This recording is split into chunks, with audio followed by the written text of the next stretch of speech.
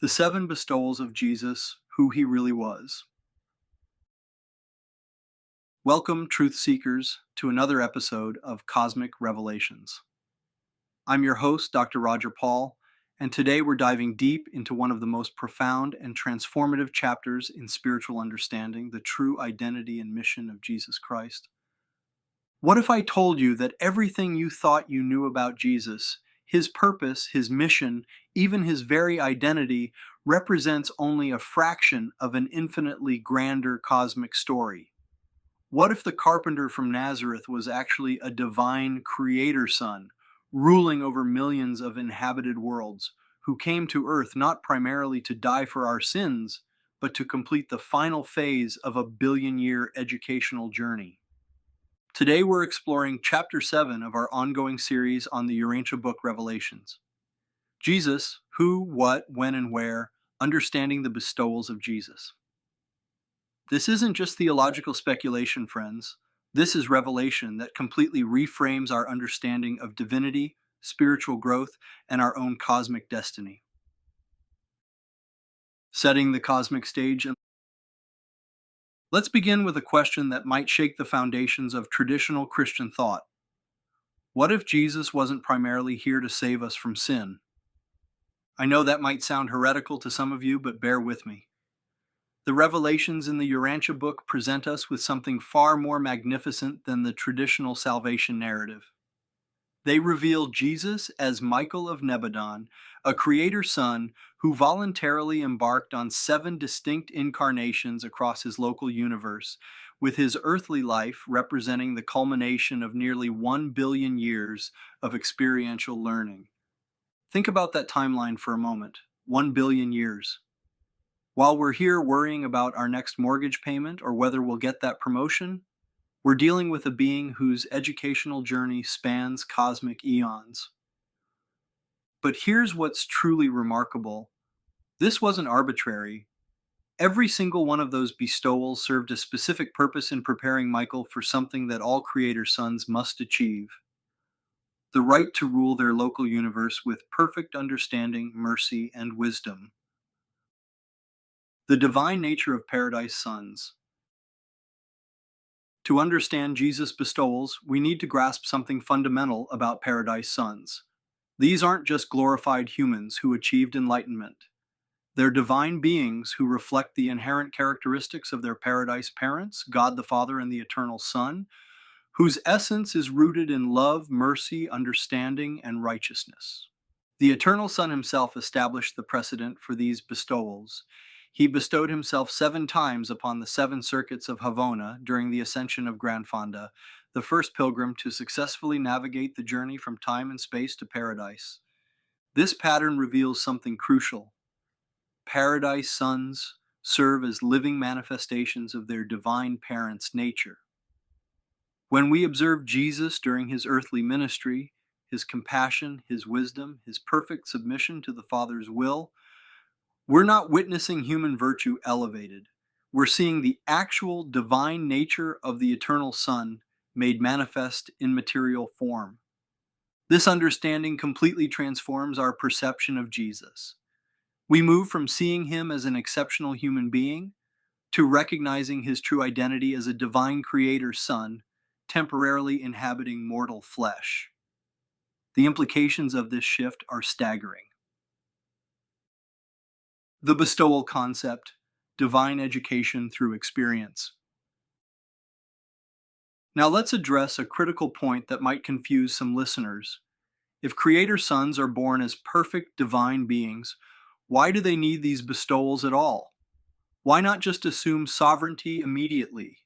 The answer lies in something that transcends mere administrative competence. It's about experiential learning. Michael of Nebadon could have managed his universe efficiently based on his perfect divine nature alone.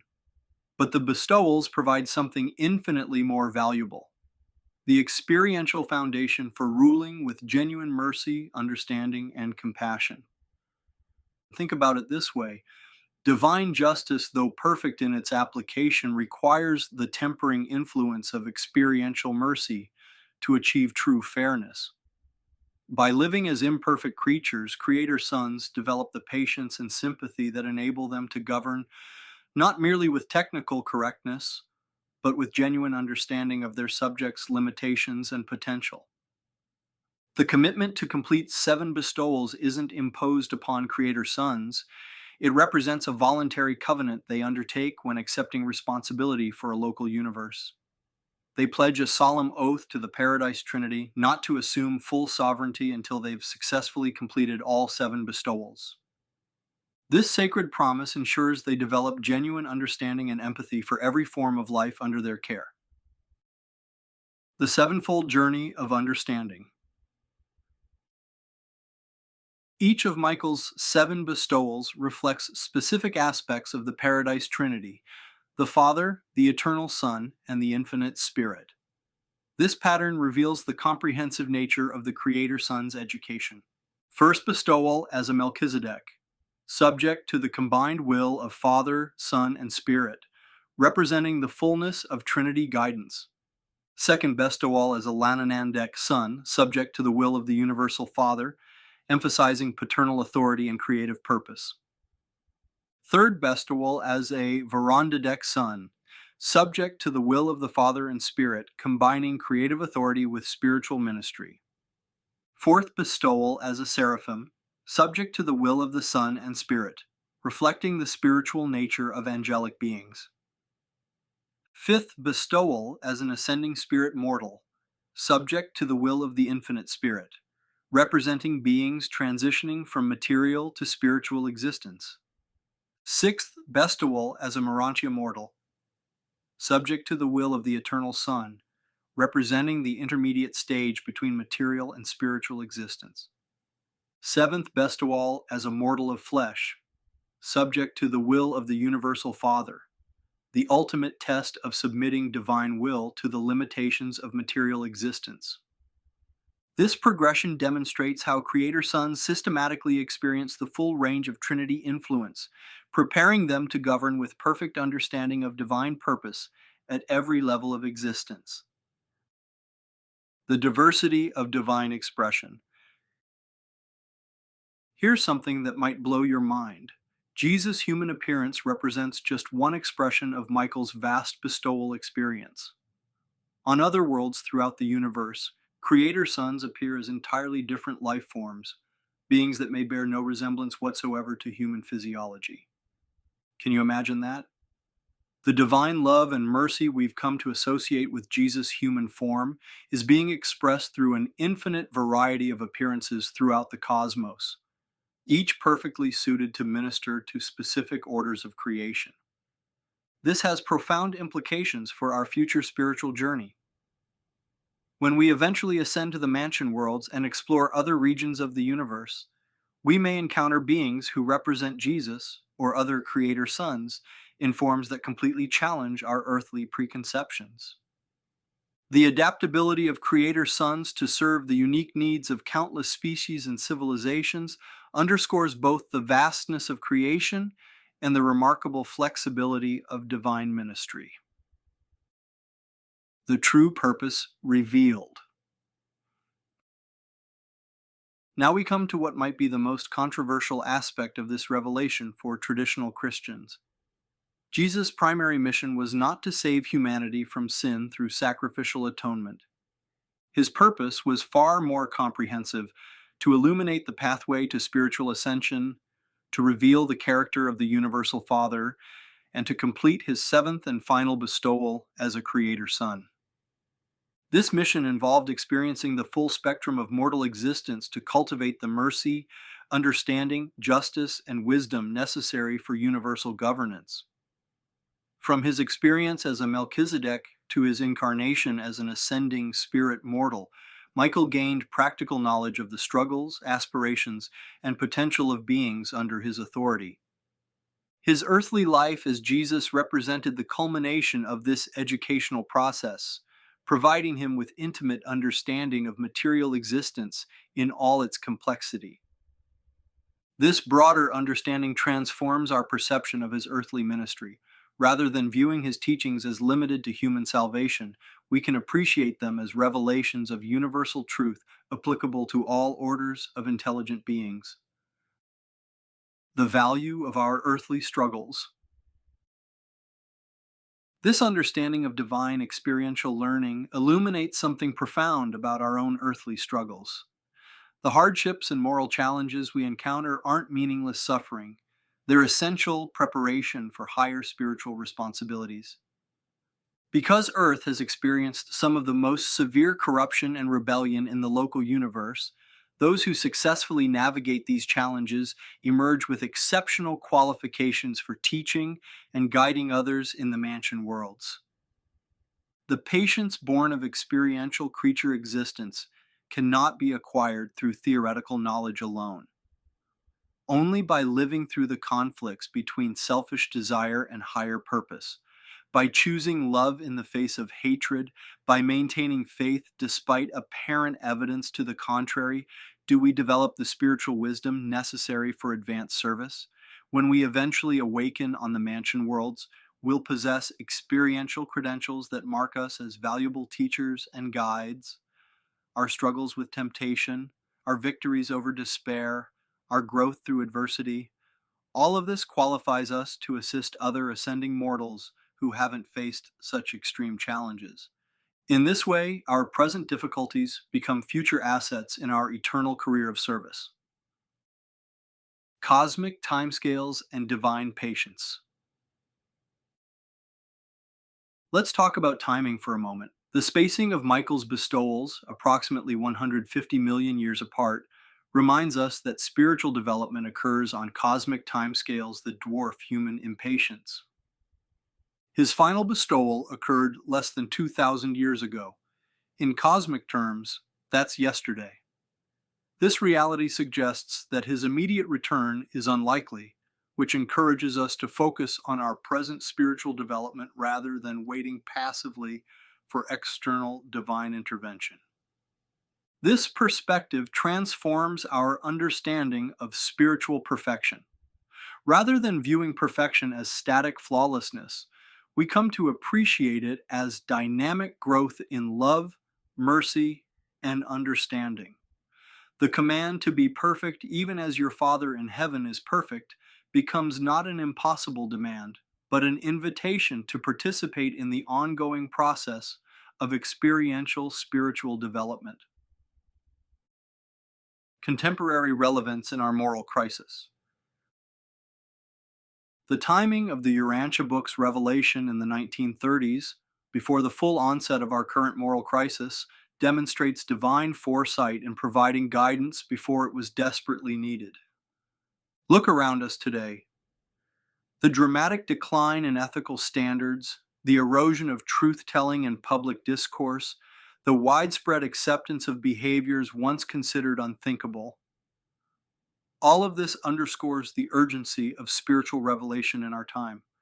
Yet this revelation also provides hope.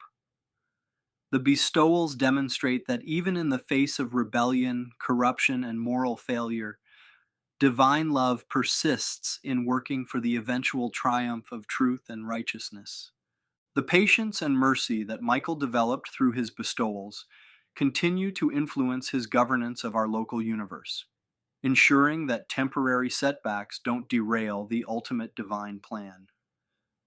Those who respond to this revelation by dedicating themselves to spiritual growth and moral excellence become part of the solution to our planetary crisis.